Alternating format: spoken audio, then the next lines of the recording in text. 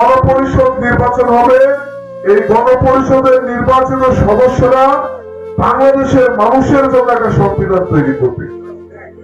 যেই সংবিধানে আপনার কথা লেখা থাকবে, আমার কথা লেখা থাকবে, একজন চাকরিজীবীর কথা লেখা থাকবে, কৃষকের কথা লেখা থাকবে, যারা আদিবাসী রয়েছে, পাহাড়ের মানুষ, তাদের স্পষ্ট অধিকারের কথা লেখা থাকবে, যারা হিন্দু রয়েছে তাদের কথা লেখা থাকবে, যারা খ্রিস্টান রয়েছে তাদের কথা লেখা থাকবে।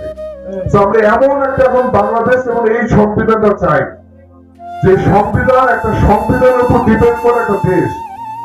আমরা যদি সংবিধান নতুন করে নিয়ে আসতে পারি, তাহলে বুঝতে হবে যে এই দেশকে অনেকে আগাইতে দিতে চায় না।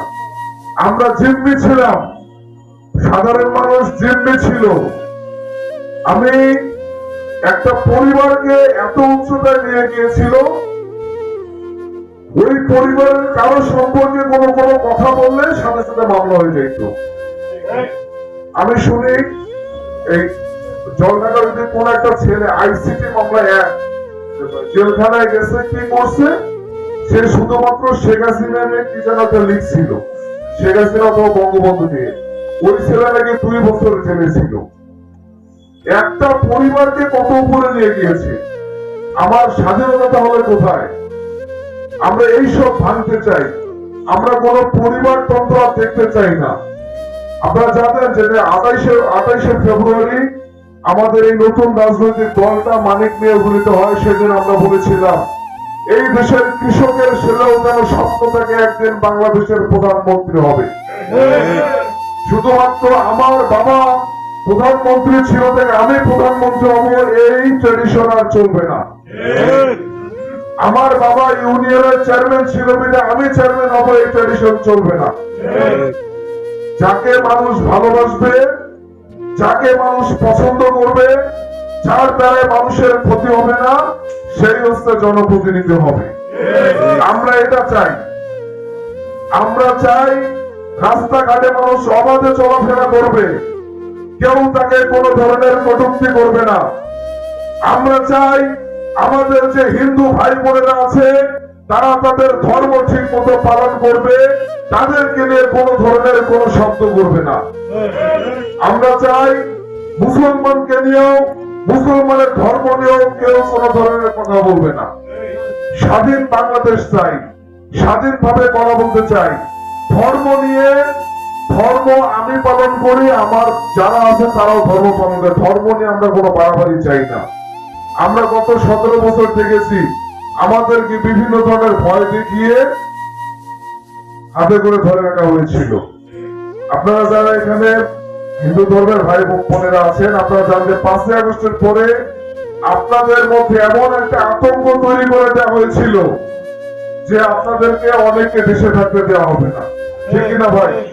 বাড়ি পাহারা দেওয়া লাগছে না, যে আসতেছে মনে হয় এই যে বাড়ি ভাঙতে পুরাই টুরে সব সরকার করবে। এই ধরনের যে মানুষকে ফোকাস ছাউন দিয়ে মানুষের মধ্যে আতঙ্ক তৈরি করে, এগুলো আমরা চাই না।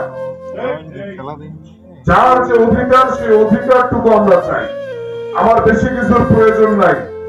একটা মানুষ ভালো থাকতে গেলে বেশি কিছুর প্রয়োজন হয় না। যারা সমাজে অস্থিতিশীলতা তৈরি করে, ওই সব মানুষকে টার্গেট করতে হবে। এরা সমাজের জন্য ক্ষতিকর। সে যে দলের হোক না কেন, সে জামাতের হোক, সে বিএনপির হোক, সে অন্য কোনো দলের হোক, তাদেরকে টার্গেট করতে হবে যারা সমাজের জন্য ক্ষতিকর, যারা স্বার্থের জন্য শুধুমাত্র যুদ্ধ করে পকেট ভর্তি করার জন্য আক্রমণ করে, তাদেরকে টার্গেট করতে হবে। সমাজের প্রতিবাদ, আপনাদের প্রতিবাদ মুখর হতে হবে। আপনার কাছে কেউ চাঁদা চাইলে একত্রিত ভাবে সকলকে ঐক্যবদ্ধ হয়ে চাঁদাবাজকে প্রতিহত করতে হবে। আপনার 10 জন মানুষ চাঁদা চাচ্ছে, 1 জন মানুষ, কেন ভাই আপনি 10 জন মানুষ ওই একজনকে প্রতিহত করতে পারতেছেন না? কিসের ভয় আপনার? আপনি তাকে প্রতিহত করুন। তাকে যদি প্রতিহত করার সাথে সাথে আপনার পুলিশ প্রশাসন হেল্প না করবে, তখন সেটা আমরা দেখব।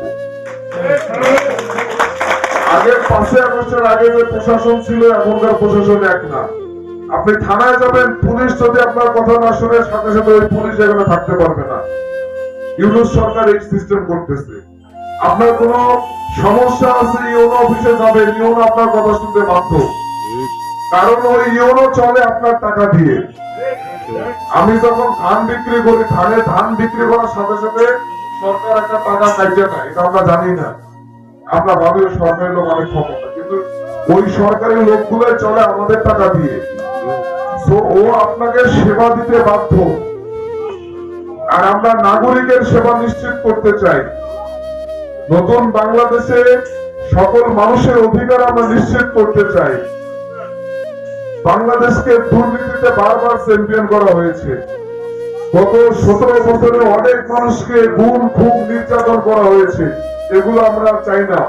আমরা এখন শান্তি চাই, যে এই বাংলাদেশ সকলকে ঐক্যবদ্ধ রাখবে, জাতীয় স্বার্থে আমরা সবাই এক থাকবো। দলমত নির্বিশেষে যেমন আমরা খুনি হাসিনাকে বাংলাদেশ থেকে বিতাড়িত করেছি, এরকম জাতীয় স্বার্থে আমরা সবাই এক থাকবো। এখানে কেউ হিন্দু মুসলিম বৌদ্ধ খ্রিস্টান আলাদা করবো না। বাংলাদেশের স্বার্থে সবাই আমরা এক, এই বিষয়টা আপনারা সবাই মাথায় রাখবেন। সেই সাথে আমরা কোন এমপি মন্ত্রী চেয়ারম্যান বুঝি না। আমরা বুঝি যে আমার এলাকার যদি কোনো বরাদ্দ আসে, সেই কাজটা ঠিক মতো হচ্ছে কিনা। বুঝতে পেরেছেন? এমপি নাই, চেয়ারম্যান নাই, কিন্তু বরাদ্দ তো আছে, তাই না? বরাদ্দ তো আসতেছে। আপনারা দেখেন আপনার এলাকার ওই কাজটা আসার পরে ঠিক মতো হচ্ছে কিনা, এটা কিন্তু আপনাদের দায়িত্ব। আপনার এলাকায় কি কি সমস্যা আছে, সেই সমস্যাগুলো সমাধানের জন্য প্রশাসন সহযোগিতা করতেছিলেন। দেখেন রাস্তাঘাট আমরা দেখিয়ে দিতে চাই, যে হচ্ছে মানুষ চান্দা না নিয়েও রাস্তাঘাট সুন্দরভাবে করে দিতে পারে। এখনকার অফিসাররা কিন্তু টাকা নিতে ভয় পায়। কিছু কিছু সেক্টরে আছে, এখনো পরিবর্তন হয়নি, হবে, একটু সময় লাগবে, কারণ গত 17 বছরের অভ্যাসটা একদিনে পরিবর্তন হবে না, তাই না? তবে এখন প্রকাশ্যে অফিসাররাও এইটা চাইতে ভয় পায়। তো কাজের কোনো সমস্যা নাই, আমরা কাজ করব। আমরা কৃষকদের জন্য কাজ করব, আমরা শ্রমিকদের জন্য কাজ করব, আমরা ব্যবসায়ীদের জন্য কাজ করব। এই সমাজটাকে, এই জলঢাকাকে উন্নত করার জন্য আমরা কাজ করব। এখানে জলঢাকার ব্যাপার সবাই এক থাকবো, কোন কাজের ব্যাপারে এক থাকবো। এই ছোট ভাই বলেছে কয়েকটা রাস্তার কথা মনে বলেছে, আমরা চেষ্টা করবো আপনারা রাস্তায় আইডি নাম্বার গুলো দিবেন। এগুলোর জন্য এমপি মন্ত্রী চেয়ারম্যান হওয়া লাগে না। হ্যাঁ, এগুলো বরাদ্দ থাকে, যে শুধু নক করা লাগে। যদি বরাদ্দ থাকে তারা দিতে পারে, কারণ আমি টাকা দিয়ে চালাই। তো আমারটা যদি বরাদ্দ হয়ে যায় সরকার কর্তৃক, তাহলে সে দিয়ে দিবে, অবশ্যই দিয়ে দিবে। আমাদের যে কাজগুলো আছে আমরা সবাই মিলে করব, এই কাজের মধ্যে কোনো আমরা ডিবেট রাখবো না। সেই সাথে আরেকটা রিকোয়েস্ট করব, আপনাদের কাছে আমি অনুরোধ করব, কাউকে কোনো ধরনের চাঁদা দিবেন না।